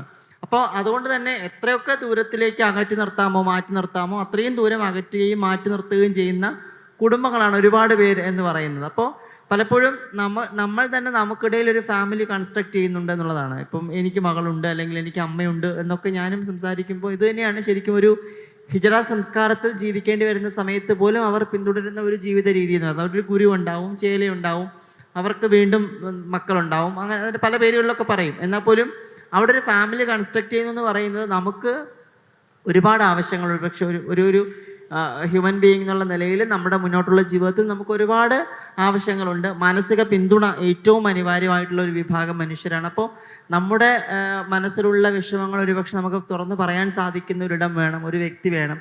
അതുവഴിയൊക്കെ ഒരുപക്ഷെ ആ അനുഭവിക്കുന്ന അതിൻ്റെ ആഘാതത്തെ ഒരുപക്ഷെ നമുക്ക് ലഘൂകരിക്കാൻ കഴിയുമെങ്കിൽ അത് ഏറ്റവും പ്രധാനമാണെന്ന് മനസ്സിലാക്കുന്ന ആൾക്കാരാണ് നമ്മൾ ഓരോരുത്തരും. അപ്പോൾ ആ രീതിയിൽ പുറത്തേക്ക് വരുന്ന ഒരാളെ സംബന്ധിച്ചിടത്തോളം ഇത്തരത്തിലുള്ള ഫാമിലികളിലേക്ക് ഒരുപാട് പേർ മറ്റിടങ്ങളിലൊക്കെ വളരെ പ്രബലമായി തന്നെ ഇത്തരം ഫാമിലീസിനെ കൊണ്ട് നടക്കുന്നുണ്ട്. അതിനകത്ത് ഒരുപാട് നെഗറ്റീവ് തോട്ടുകൾ അത്തരം സിസ്റ്റം ഫോളോ ചെയ്യുന്നതുമായിട്ട് ബന്ധപ്പെട്ട് നിലനിൽക്കുന്നുണ്ട്. പല വേദികളിലും അത് തുറന്നു പറഞ്ഞിട്ടുണ്ട്. അവിടെ നടക്കുന്ന പലതരത്തിലുള്ള ചൂഷണങ്ങൾ മക്കൾ ആണെന്നുള്ള രീതിയിൽ വന്നു ചേരുന്ന കുട്ടികളെ എത്രത്തോളം ചൂഷണം ചെയ്യാൻ സാധിക്കും ആ രീതിയിൽ സാമ്പത്തികമായിട്ടും ശാരീരികമായിട്ടും ചൂഷണം ചെയ്യുന്ന സംവിധാനങ്ങളടക്കം ഇതിൻ്റെ ഭാഗമായി തന്നെ പലയിടങ്ങളിലും നിലനിൽക്കുന്നുണ്ട്. അതൊരു യാഥാർത്ഥ്യമാണ്. പക്ഷെ അതിൻ്റെ വേറൊരു വശം എന്ന് പറയുന്നത് ഏറ്റവും നല്ല രീതിയിൽ അതിൻ്റെ നല്ല വശങ്ങളെ ഉൾക്കൊണ്ടുകൊണ്ട് ആ രീതിയിൽ ചേർത്ത് നിർത്തുന്ന ആൾക്കാർ ഒരുപാട് പേരുണ്ട്. സ്വന്തം മക്കളെ പോലെ തന്നെ ആ രീതിയിൽ നോക്കുന്ന ആൾക്കാരും ഒക്കെ ഉണ്ട്. അപ്പോൾ നമ്മൾ കേരളത്തെ സംബന്ധിച്ചിടത്തോളം ഇവിടെ അത്തരത്തിലുള്ള ഫാമിലികളുണ്ട്. പക്ഷേ ഒരു ഇൻഡിവിജ്വൽ എന്നുള്ള നിലയിൽ അയാളുടെ സ്വകാര്യതയിലേക്കോ അയാളുടെ വ്യക്തി സ്വാതന്ത്ര്യത്തിലേക്കോ ഇടപെട്ടുകൊണ്ട് നമുക്ക് അത്തരത്തിലുള്ള ബന്ധങ്ങൾ ഒരുപക്ഷെ നമ്മുടെ ഫാമിലിയിൽ നമുക്ക് നമ്മുടെ സ്വന്തം അച്ഛനോ അമ്മയോ ഒക്കെ നമ്മളോട് ഇടപെടുന്ന പോലെയൊന്നും നമുക്ക് അത്തരം കുട്ടികളോട് ഇടപെടാൻ പറ്റില്ല. അത് ആ രീതിയിലുള്ള ഒരു അകലം വെച്ചുകൊണ്ട് തന്നെ അത്തരത്തിലുള്ള ബന്ധങ്ങൾ നമുക്കിടയിൽ നിലനിൽക്കുന്നുണ്ട്. ഒരു ഫാമിലി ഉണ്ട്, ഇപ്പോൾ എനിക്ക് സഹോദരിയുണ്ട്, സഹോദരനുണ്ട് എന്നൊക്കെ നമ്മൾ വീടുകളിൽ പറയുന്ന പോലെ തന്നെ നമുക്കിടയിൽ അത്തരത്തിലുള്ള ഒരു ഫാമിലി നമ്മൾ ക്രിയേറ്റ് ചെയ്തിട്ടുണ്ട്, കൺസ്ട്രക്ട് ചെയ്തിട്ടുണ്ട് എന്നുള്ളതാണ്. മറ്റൊന്ന്, നമുക്കിടയിൽ തന്നെ പങ്കാളികളുണ്ട്. ഇപ്പം ഇവിടെ സിസ്ജെൻഡർ ആയിട്ടുള്ള വ്യക്തികൾ എന്തൊക്കെ സെക്ഷുവാലിറ്റീസ് പൊസസ് ചെയ്യോ അത്തരം സെക്ഷുവാലിറ്റി ഒക്കെ ട്രാൻസ്ജെൻഡർ വ്യക്തികൾക്കിടയിലും ഉണ്ടാകാം എന്നുള്ളത് അത് സ്വാഭാവികമായി തന്നെ സംഭവിക്കുന്ന ഒന്നാണ്. അപ്പോൾ ഒരു പെൺകുട്ടി ഒരുപക്ഷെ ലെസ്ബിയൻ ആണ് എന്ന് പറയുമ്പോൾ അല്ലെങ്കിൽ ബൈസെക്ഷൽ ആണെന്ന് പറയുമ്പോൾ trans woman can be a bisexual. അവർക്കും ഒരു പാൻസെക്ഷൽ ആവാം, ബൈസെക്ഷൽ ആവാം, അവർക്കൊരു ലെസ്ബിയൻ ആവാം. ആ രീതിയിലുള്ള റിലേഷൻഷിപ്പുകളൊക്കെ തന്നെ പാർട്ട്ണർമാരെ ഐഡൻറ്റിഫൈ ചെയ്യുന്നതിലോ പാർട്ട്നേഴ്സുമായിട്ട് ലിവിങ് റിലേഷൻഷിപ്പിൽ ഏർപ്പെടുന്നതിനൊക്കെ അത്തരം ബന്ധങ്ങളും നമുക്കിടയിൽ തന്നെ ഉണ്ടെന്നുള്ളത്. ഇപ്പോൾ എനിക്ക് എൻ്റെ പങ്കാളി എന്ന് പറയുന്നത് ഒരു ട്രാൻസ് പുരുഷനാണ്. അപ്പോൾ ട്രാൻസ്മെനും ട്രാൻസ് വുമൺ എന്നുള്ള രീതിയിലുള്ള പാർട്ട്ണർഷിപ്പുകൾ നമുക്കിടയിലുണ്ട്. രണ്ട് ട്രാൻസ് സ്ത്രീകൾ തമ്മിൽ ഉള്ള റിലേഷൻഷിപ്പുകളുണ്ട്, ട്രാൻസ് പുരുഷന്മാർ തമ്മിലുള്ള റിലേഷൻഷിപ്പ്. ഇതൊക്കെ കേൾക്കുന്ന സമയത്ത് നിങ്ങൾക്ക് ഏതൊക്കെ രീതിയിലാണ് അത് അങ്ങനെ ഒരു നെഗറ്റീവ് ഷെയ്ഡിൽ ചിന്തിക്കേണ്ട ഒന്നല്ല. മറിച്ച് നമ്മുടെ പങ്കാളിയോ എന്ന് പറയുന്നത് നമുക്ക് മാനസികമായും ശാരീരികമായും വൈകാരികമായും ഒക്കെ നമുക്ക് തോന്നുന്ന അടുപ്പം ആണ് നമ്മുടെ പങ്കാളിയെ കണ്ടെത്തുന്നതിനുള്ള ഏറ്റവും പ്രധാനപ്പെട്ട ഒരു ഘടകം എന്ന് പറയുന്നത്. അപ്പോൾ അവിടെ നമുക്ക് നമ്മുടെ ഇമോഷൻസ് ഒരു പക്ഷേ ഷെയർ ചെയ്യാൻ പറ്റണം. നമുക്ക് ഒരു സപ്പോർട്ട് കിട്ടുന്ന, ഒരു പിന്തുണ കിട്ടുന്ന ഒരു വ്യക്തിയായിട്ട് നിൽക്കാൻ സാധിക്കുന്ന രീതിയിലുള്ള ബന്ധങ്ങൾ ഇന്ന് നമുക്കിടയിൽ നിലനിൽക്കുന്നുണ്ട് എന്നുള്ളതാണ്. സിസ്ജെൻഡർ ആയിട്ടുള്ള വ്യക്തികളുമായിട്ട് റിലേഷൻഷിപ്പിൽ ഏർപ്പെടുന്ന ആൾക്കാരുണ്ട്. പക്ഷെ പലപ്പോഴും നമ്മുടെ ഒരു ഫാമിലി സിസ്റ്റത്തിൻ്റെ അല്ലെങ്കിൽ നമ്മുടെ ഒരു ഫാമിലി എന്ന് പറയുന്ന ഒരു കോൺസെപ്റ്റ് തന്നെ വിവാഹം കഴിച്ച് കഴിഞ്ഞാൽ അടുത്ത ചോദ്യം എപ്പോൾ കുട്ടി ഉണ്ടാവും എന്നുള്ളതാണ്. അപ്പോൾ ഈ സാധാരണ നമ്മൾ കാണുന്ന വളരെ നമ്മൾ പരമ്പരമായിട്ട് കണ്ടുകൊണ്ടിരിക്കുന്ന ഒരു ഫാമിലി സിസ്റ്റത്തിലേക്ക് ഒരു പക്ഷേ ഇത്തരം മനുഷ്യർക്ക് പോകാൻ പറ്റണമെന്നില്ല. അതിന് ഈ പറയുന്ന നമ്മുടെ നിയമവ്യവസ്ഥക്കകത്തടക്കം കാര്യമായ രീതിയിലുള്ള ഭേദഗതികൾ വരണം. അത് ഏറ്റവും പ്രധാനമാണ്. ഇപ്പോൾ തന്നെ ശരിക്കും ഒരു രണ്ട് സ്ത്രീകൾക്കോ രണ്ട് പുരുഷന്മാർക്കോ ഒരു വിവാഹം രജിസ്റ്റർ ചെയ്യാൻ സാധിക്കുന്ന ഒരു സാഹചര്യമല്ല ഉള്ളത്. പക്ഷെ അവർക്ക് ഒരുമിച്ച് ജീവിക്കുന്നതിൽ യാതൊരു തരത്തിലുള്ള നിയമ തടസ്സവും ഇല്ല എന്ന് പറയുമ്പോഴും അതുമായിട്ട് ബന്ധപ്പെട്ട് തുടർന്നുണ്ടാവേണ്ടുന്ന കുറേയധികം അവകാശങ്ങൾ അത് ലഭിക്കണമെങ്കിൽ അത്തരത്തിലുള്ള നിയമങ്ങൾക്കടക്കം കാര്യമായ വ്യത്യാസം ഉണ്ടായി വരേണ്ടതുണ്ട്. അത് പ്രധാനപ്പെട്ട ഒരു കാര്യം കൂടിയാണ്. പക്ഷെ അത് ഇല്ലാതിരിക്കുന്നത് കൊണ്ട് തന്നെ പല രീതിയിലുള്ള ബുദ്ധിമുട്ടുകൾ ഇത്തരം ബന്ധങ്ങളിൽ നിലനിൽക്കുന്നുണ്ട്. അത് ഒരുപാട് നമുക്ക് പറഞ്ഞു വെക്കാൻ പറ്റുന്ന അല്ലെങ്കിൽ പോലും അങ്ങനെയുള്ള ഈ പ്രശ്നങ്ങൾ ഇപ്പോഴും ഇത്തരം ഫാമിലികളിൽ നിലനിൽക്കുന്നുണ്ട്. അത് സോൾവ് ചെയ്തെടുക്കാൻ പറ്റണമെങ്കിൽ എനിക്ക് തോന്നുന്നു പാർലമെൻറ്റ് അടക്കമുള്ള സഭകൾ കാര്യമായ രീതിയിൽ ഇത്തരത്തിലുള്ള നിയമ ഭേദഗതികൾ നടത്തി മുന്നോട്ട് വരുന്ന സമയത്ത് മാത്രമേ സ്വാഭാവികമായും ഭരണഘടന മുന്നോട്ട് വയ്ക്കുന്ന അവകാശങ്ങൾ സ്ത്രീ പുരുഷ ഭേദമന്യേ അല്ലെങ്കിൽ ഈ പറയുന്ന സെക്ഷ്വാലിറ്റി ഭേദമന്യേ ഒരു സിറ്റിസൺ എന്നുള്ള നിലയിൽ അത്തരം എല്ലാ മനുഷ്യർക്കും ഒരുപക്ഷെ അത് കിട്ടുള്ളൂ എന്നുള്ളതാണ്. ഇപ്പോൾ ഒരു ട്രാൻസ് ദമ്പതികൾ കേരളത്തിൽ വിവാഹിതരായ ഒന്നിച്ച് താമസിക്കുന്ന പങ്കാളികളായിട്ടുള്ള രണ്ടുപേര് അവർക്കൊരു കുട്ടി വേണമെന്ന് തീരുമാനിക്കുന്നു. അപ്പോൾ അതിൽ ട്രാൻസ്മെൻ ആയിട്ടുള്ള ആൾ കൃത്യമായിട്ട് പറയുന്നുണ്ട്, ഇപ്പോൾ നിലവിൽ ഞാൻ ഈ കുട്ടിയുടെ അച്ഛനാവാൻ പോവുകയാണ്, അമ്മയാവാൻ പോവുകയാണ്. പക്ഷേ ഒരു കുട്ടി ഉണ്ടായ ശേഷം എൻ്റെ റോൾ ആ കുട്ടിയുടെ അച്ഛൻ്റേതായിരിക്കും. തിരിച്ച് ട്രാൻസ് വുമൻ ആയിട്ടുള്ള ആൾ പറയുന്നുണ്ട്, ഇപ്പോൾ ഞാൻ ഈ കുട്ടിയുടെ അച്ഛനാവാൻ പോവുകയാണ്, അമ്മയാവാൻ പോവുകയാണ്. പക്ഷേ ഇത് കഴിയുമ്പോൾ എൻ്റെ റോൾ ഈ കുട്ടിയുടെ അച്ഛൻ്റേതായിരിക്കും. പക്ഷേ സമൂഹം മൊത്തം അന്ന് അതിനെ ചർച്ച ചെയ്തിരുന്നത് എനിക്ക് ഓർമ്മയുണ്ട്. രണ്ട് ആണും പെണ്ണും തന്നെയാണ് അവർ ഈ പറയുന്നതിൽ എന്താർത്ഥം? ഒരാൾ കുട്ടി ഉണ്ടാക്കുന്നു, മറ്റേയാൾ ഗർഭിണിയാവുന്നു. ഇതിലപ്പുറത്തേക്ക് എന്താണ് ഇതിന് പ്രസക്തിയുള്ളത്? ഇവർ സമൂഹത്തെ പറ്റിക്കുകയാണ് എന്നുള്ള രീതിയിലുള്ള ചർച്ചകൾ ഉണ്ടായിരുന്നൊരു സമയമുണ്ട്. അപ്പോൾ സാറിന് ഇതിൻ്റെ ഒരു ശാസ്ത്രീയമായിട്ട് ആളുകൾ ഇടയ്ക്ക് ചോദിക്കുന്നൊരു സംശയമാണ്. ഇപ്പോൾ ശ്യാമ പറഞ്ഞു നിർത്തിയതുപോലെ കുട്ടികളുണ്ടാകുമ്പോൾ ഇവരുടെ കുടുംബജീവിതം എങ്ങനെയായിരിക്കും? ശസ്ത്രക്രിയയെ പറ്റി ഒരുപാട് പേര് ചിന്തിക്കുന്നുണ്ട്. കേരളത്തിന് അതിന് സൗകര്യങ്ങളില്ലെന്ന് പരാതിപ്പെടുന്നവരുണ്ട്. പുറമെ ബോംബെയിലൊക്കെ ഇതിനെ ആശ്രയിക്കുന്നവരുണ്ട്. ഇതിൻ്റെ സാമ്പത്തിക ചെലവിനെ പറ്റി ചിന്തിക്കുന്നവരുണ്ട്. അപ്പം ഒരു ട്രാൻസ്മെൻ ഓർ ട്രാൻസ് വുമൻ എല്ലാം LGBT പെടുന്ന എല്ലാവരും അല്ല, ഇവരുടെ ഇത്തരം കൺസേൺസിന് നമുക്ക് എന്ത് രീതിയിലാണ് ഉത്തരം കൊടുക്കാൻ പറ്റുന്നത്? ഇതിനകത്ത് ഞാൻ സർജറീസിൻ്റെ കുറിച്ച് ഞാൻ പറയാം. ഇതിനകത്ത് സർജറീസ് ഇന്ത്യയിൽ ഇപ്പോൾ പല സ്ഥലങ്ങളിലും സർജറീസ് ചെയ്യുന്നുണ്ട്. പക്ഷെ നമ്പർ ഓഫ് പ്ലേസസ് ഭയങ്കര കുറവാണ്, ചെയ്യുന്നത് ഭയങ്കര കുറവാണ്. പ്രധാനമായിട്ട് ഇതിൻ്റെ കാരണം എന്താണെന്ന് വെച്ചാൽ ഇത് ചെയ്യാൻ തുടങ്ങിയത് ഒഫീഷ്യൽ പെർമിഷൻ കിട്ടുന്നത് 2017 മുതൽക്കാണ് ചെയ്യാൻ പെർമിഷൻ കിട്ടുന്നത്. നമ്മളുടെ ഒരു ടെക്സ്റ്റ് ബുക്സും വെസ്റ്റേൺ ലിറ്ററേച്ചർ ആയാലും ഒരു ടെക്സ്റ്റ് ബുക്സിലും, അതായത് standard general surgery, medicine, gynaecology, psychiatry, endocrinology, ഈ ഒരു ടെക്സ്റ്റ് ബുക്സിലും നമുക്ക് ട്രാൻസ്ജെൻഡേഴ്സിന് ഭയങ്കര ഇമ്പോർട്ടൻസ് ആയിട്ട് കൊടുത്തിട്ടുള്ള വിഷയങ്ങളില്ല, അതിനകത്ത് ചാപ്റ്റേഴ്സ് ഇല്ല. എസ്പെഷ്യലി സർജിക്കൽ സൈഡിൽ ദർ ഇസ് അബ്സൊല്യൂട്ട്ലി ഒന്നുമില്ല. ഇപ്പോൾ റീസെൻ്റ്ലി ആണ് ഇങ്ങനെ ഓരോ ടെക്സ്റ്റ് ബുക്സും കാര്യങ്ങളൊക്കെ ഇറങ്ങി വരുന്നത്. ലാസ്റ്റ് ഒരു മേ ബി ഒരു 20 ഇയേഴ്സിലാണ് ഇങ്ങനെ ടെക്സ്റ്റ് ബുക്സ് ഒക്കെ വരുന്നത്. ജേർണൽ ആർട്ടിക്കിൾസും ഈ ലാസ്റ്റ് കുറച്ച് നാളുകളായിട്ടാണ് ജേർണൽ ആർട്ടിക്കിൾസും എല്ലാം പുറത്തോട്ട് വരുന്നത്. ഏതൊരു സർജറി ചെയ്യുന്ന സമയത്തും അതിനൊരു എവല്യൂഷൻ ഉണ്ട്. ആ evolution is happening in transgender surgeries also. But ഇത് പറയാൻ വെച്ചാലും trans woman surgeries less complicated ആണ്. ഓക്കെ, എന്നിരുന്നാൽ പോലും നമ്മുടെ ജെൻഡർ എഫർമേഷൻ സർജറീസ്, അതായത് താഴത്തോട്ടുള്ള ബോട്ടം സർജറീസ് കൂടുതൽ കോംപ്ലക്സ് സർജറീസ് ആണ്. രണ്ട് സ്ഥലത്തും കൂടുതൽ കോംപ്ലക്സ് സർജറീസ് ആണ്. ഇതിനകത്ത് അറൗണ്ട് 20 to 30% എന്തെങ്കിലും കോംപ്ലിക്കേഷൻസ് വരാൻ സാധ്യതയുണ്ട്. റൈറ്റ്. ട്രാൻസ് മാനിനാണെന്ന് വെച്ചാൽ ഒഫീഷ്യൽ ദാറ്റ് ഇസ് ജേർണൽ ആർട്ടിക്കിൾസിൽ വരുന്ന കണക്കുകൾ വെച്ചിട്ട് അറൗണ്ട് 60 to 75% ആൾക്കാർക്ക് എന്തെങ്കിലും ഒരു ഫിസ്റ്റുല, സ്ട്രിക്ചർ, അങ്ങനെ എന്തെങ്കിലുമൊക്കെ കോംപ്ലിക്കേഷൻസ് വരാൻ സാധ്യതയുണ്ട്. സോ ഇതൊക്കെ കുറച്ച് കോംപ്ലക്സ് സർജിക്കൽ പ്രൊസീജിയേഴ്സ് ആണ് ഈ ജെൻഡർ എഫർമേഷൻ സർജറീസ്. ഇതിനകത്ത് ഇമ്പോർട്ടൻറ്റ് കാര്യം എന്താണെന്ന് വെച്ചാൽ ഇത് എവോൾവ് ചെയ്ത് കൂടുതൽ ബെറ്റർ ആവണമെന്ന് വെച്ചാൽ കൂടുതൽ ആൾക്കാർ ചെയ്യണം. അത് ചെയ്യണമെന്ന് വെച്ചാൽ ഇതിൻ്റെ സ്റ്റാർട്ട് ചെയ്യേണ്ടത് നമ്മുടെ മെഡിക്കൽ കോളേജസിലാണ്. മെഡിക്കൽ കോളേജസിൽ ഇപ്പോൾ നമ്മൾ തുടങ്ങി വരുന്നുണ്ട്. ഇപ്പം കോട്ടയം മെഡിക്കൽ കോളേജിലും ഐ തിങ്ക് കോഴിക്കോട് മെഡിക്കൽ കോളേജിലും ജെൻഡർ എഫർമേഷൻ ക്ലിനിക്സ് സ്റ്റാർട്ട് ചെയ്തിട്ടുണ്ട്. മൾട്ടി ഡിസിപ്ലിനറി ക്ലിനിക്സ് സ്റ്റാർട്ട് ചെയ്തിട്ടുണ്ട്. കോട്ടയം മെഡിക്കൽ കോളേജിൽ actually gender affirmation surgery, bottom surgery ചെയ്തിട്ടുണ്ട്, സക്സസ്ഫുൾ ആയിട്ട് സർജറി ചെയ്തിട്ടുണ്ട്. ബാക്കി സ്ഥലങ്ങളിൽ മെല്ലെ ചെയ്തു തുടങ്ങുന്നുണ്ട്. അവർ പല സ്ഥലം നമ്മുടെ ഹോസ്പിറ്റലിലും വന്നിട്ട് അവർ ഒബ്സർവ് ചെയ്യാൻ വന്ന് അവരത് പഠിച്ച് നമ്മളെ ഹെൽപ്പ് ചെയ്യലും അതൊക്കെ ചെയ്ത് അങ്ങനെ വരുന്നുണ്ട്. അത് പല സ്ഥലങ്ങളിലും അങ്ങനെ വരുന്നുണ്ട്. അങ്ങനെ കൂടുതൽ ആൾക്കാർ ചെയ്താൽ മാത്രമേ അത് എല്ലാ ആൾക്കാർക്കും ഈസിലി ആക്സസബിൾ ആയിരിക്കുള്ളൂ. ഞാൻ പറഞ്ഞത് എന്താണെന്ന് വെച്ചാൽ ഇത് ഭയങ്കര, ഇപ്പം നമ്മളിപ്പോൾ കുറച്ച് ആൾക്കാരല്ലോ, കേരളത്തിൽ വളരെ കുറച്ച്, പക്ഷെ അങ്ങനെയല്ല, കൂടുതൽ ആൾക്കാരുണ്ട്. ഇവരൊന്നും പുറത്തു വന്നിട്ടില്ല. അപ്പോൾ ഇത് ഇവോൾവിങ് ആണ്. And definitely it will keep improving. കുറേ പുതിയ ഇത് വരുന്നുണ്ട്, കുറേ ടെക്നീക്സ് പുതിയതായിട്ട് വരുന്നുണ്ട്. അതെന്തായാലും ബെറ്റർ ആയിക്കൊണ്ടിരിക്കുന്നുണ്ടാവും. റിഗാർഡിങ് നേരത്തെ പറഞ്ഞ ഒരു അത് ആദ്യം പറഞ്ഞ ആ ഒരു ട്രാൻസ് കപ്പിൾ, ട്രാൻസ് കപ്പിളിൽ നമ്മളെപ്പോഴും കപ്പിൾ എന്നല്ല, ഒരു ട്രാൻസ് പേഴ്സൺ വരുന്നുണ്ട്, അവർ ബോട്ടം സർജറി ചെയ്യണം, ജെൻഡർ എഫർമേഷൻ സർജറി ചെയ്യണമെന്ന് വരുന്ന സമയത്ത് നമ്മൾ ആദ്യം തന്നെ അവരുടെ അടുത്ത് പറയുന്നത് ഇങ്ങനെ അവരുടെ ഫെർട്ടിലിറ്റി പ്രിസർവേഷൻ പ്രൊസീജിയേഴ്സ് ഉണ്ട്, നിങ്ങൾക്ക് അത് ചെയ്യാൻ താല്പര്യമുണ്ടോ ഇല്ലേ എന്നാണ്. അപ്പോൾ ഫെർട്ടിലിറ്റി പ്രിസർവേഷൻ എന്ന് പറഞ്ഞാൽ ഇപ്പോൾ ഒരു ട്രാൻസ് വുമൺ ആണെന്ന് വെച്ചാൽ അവർക്ക് സ്പേംസ് ഉണ്ടായിരിക്കും. അപ്പോൾ സ്പേംസ് നമ്മൾ സ്റ്റോർ ചെയ്ത് വയ്ക്കാം.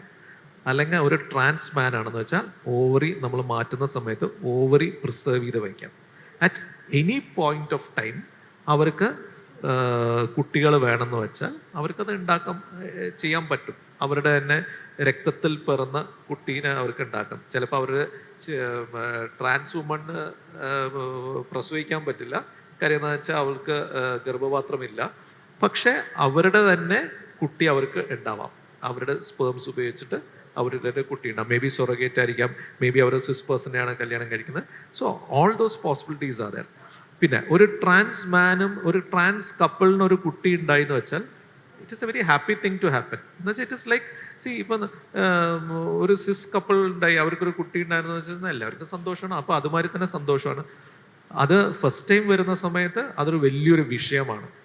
ഓക്കെ, അതും നല്ല പബ്ലിസിറ്റി കൊടുക്കുന്ന സമയത്ത് ഇന്ത്യയിൽ I think its maximum publicity കിട്ടിയ ഒരു ഇവൻ്റ് ആയിരുന്നു അത്.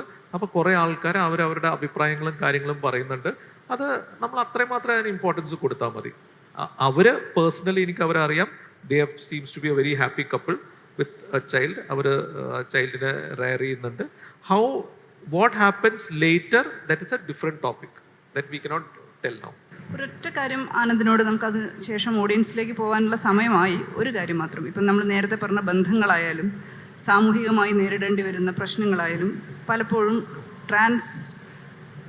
ട്രാൻസ് പേഴ്സണാലിറ്റീസിനെ ആത്മഹത്യയിലേക്ക് തള്ളിവിടാറുണ്ട്. അതിൻ്റെ ഒരു വളരെ ചുരുങ്ങി, നമുക്ക് ഓഡിയൻസിലേക്ക് പോകേണ്ട സമയമായതുകൊണ്ട് മാത്രം അതൊന്ന് പറഞ്ഞിട്ട് നമുക്ക് നിർത്താം. ആത്മഹത്യകളെ പറ്റി സംസാരിക്കുമ്പോൾ എനിക്കതൊരു എന്താ പറയുക, ഒരു ട്രോമയും ഒരു വേദനയും ഒക്കെയാണ്. കാരണം നിരവധി സുഹൃത്തുക്കളെ നഷ്ടമായ ഒരാളാണ് ഞാൻ.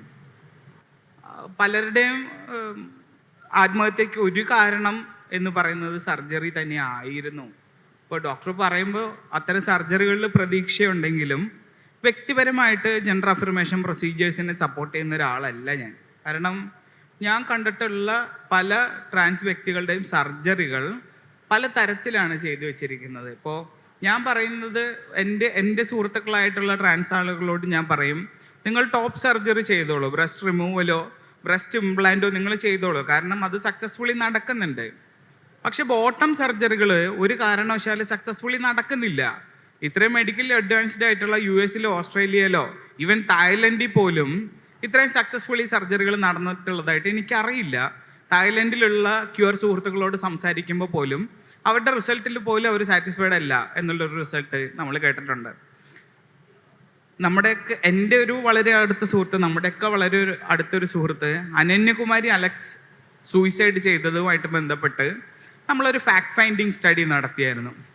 ഒരു ആക്ഷൻ കൗൺസിൽ രൂപീകരിക്കുകയും ഒരു ഫാക്ട് ഫൈൻഡിങ് നടത്തുകയും നമ്മൾ ചെയ്തു. അനന്യയുടെ ആത്മഹത്യയുമായി ബന്ധപ്പെട്ട് അനന്യയുടെ അടുത്ത സുഹൃത്തുക്കളെ നമ്മൾ ഇൻ്റർവ്യൂ ചെയ്യുകയും ചെയ്തു.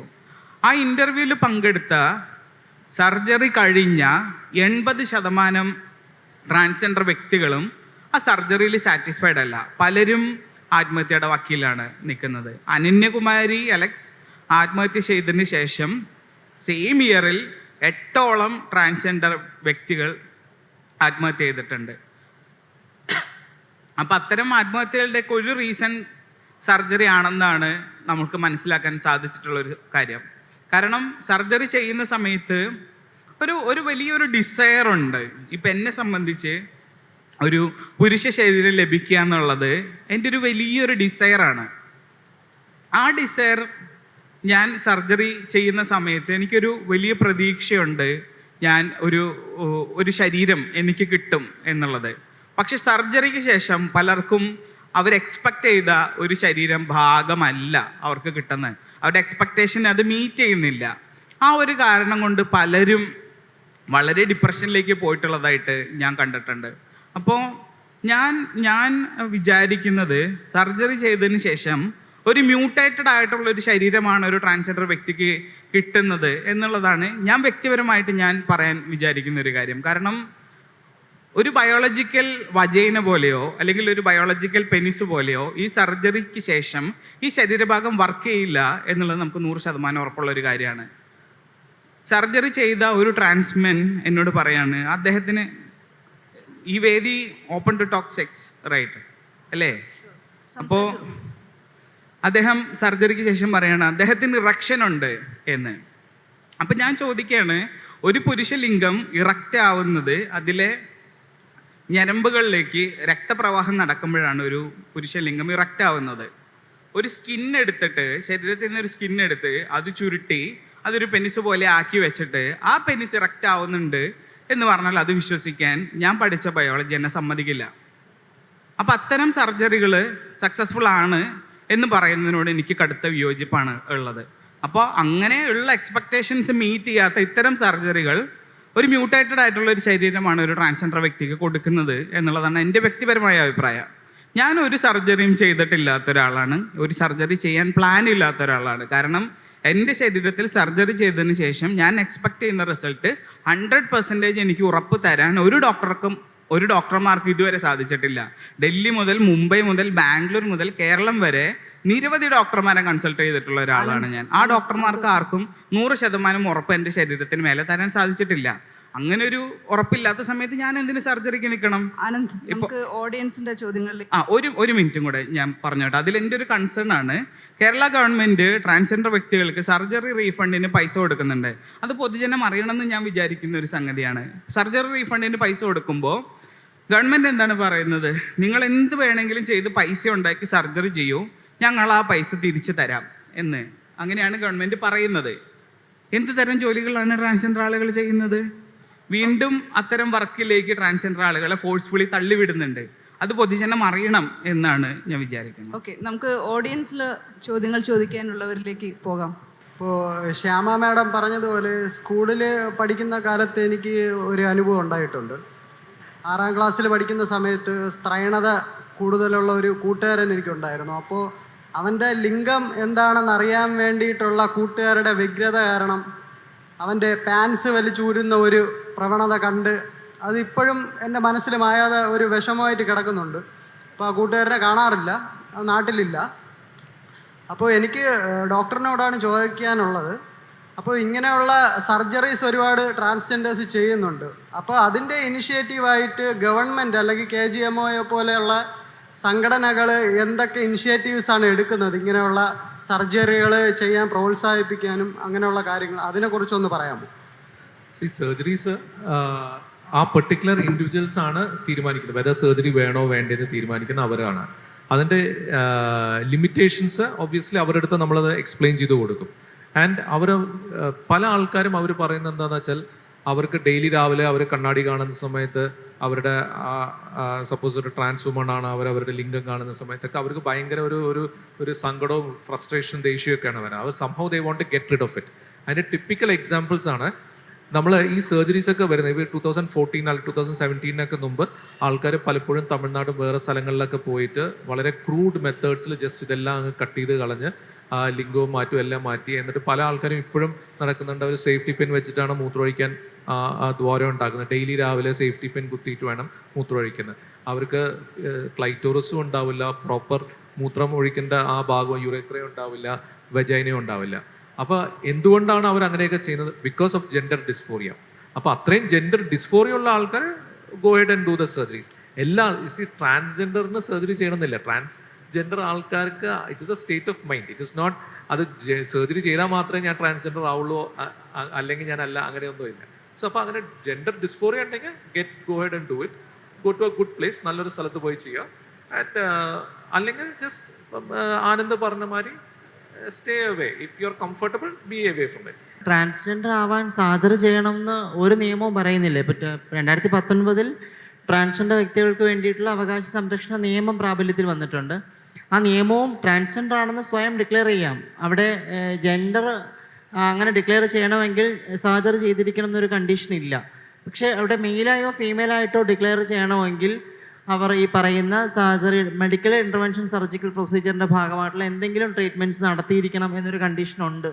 അതുകൊണ്ടൊരു പക്ഷേ ചില ആൾക്കാർ ചെയ്യാൻ നിർബന്ധരാകുന്നു. പക്ഷേ അങ്ങനെ ആരും നിർബന്ധിച്ച് ചെയ്യേണ്ട ഒന്നല്ല സർജറി. ഇപ്പോൾ എനിക്ക് സർജറി ചെയ്യണോ വേണ്ടോ എന്നുള്ളത് എൻ്റെ മാത്രം തിരഞ്ഞെടുപ്പാണ്. ഇപ്പോൾ സാറ് പറഞ്ഞ പോലെ ഈ ജെൻഡർ ഡിസ്ഫോറിയ ഒരുപക്ഷെ ഇപ്പോൾ ഉപയോഗിച്ചുകൊണ്ടിരിക്കുന്ന ജെൻഡർ ഇൻകോൺഗ്രുവൻസ് എന്ന് പറയുന്ന ഒരു ടേമായിട്ടായിരിക്കാം.